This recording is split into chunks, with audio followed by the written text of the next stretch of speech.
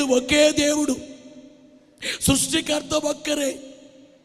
ఆ సృష్టికర్త ఈ లోకానికి వచ్చి కన్యక గర్భముగా జన్మించి 33.5 సంవత్సరాల కాలము జీవించి అనేకమైన బోధలు చేసి అనేకమైన కార్యాలు చేసి కుంటివారిని నడిపించి గుడ్డి వారికి చూపించి మూగవారికి మాటనిచ్చి చెవిటి వారికి వినికినిచ్చి చనిపోయిన వారిని తిరిగి లేపి ఆయనే సిలువ వేయబడి సిలువ మోసి గాయాలు పొంది సిలువలో వేలాడి చనిపోయారు.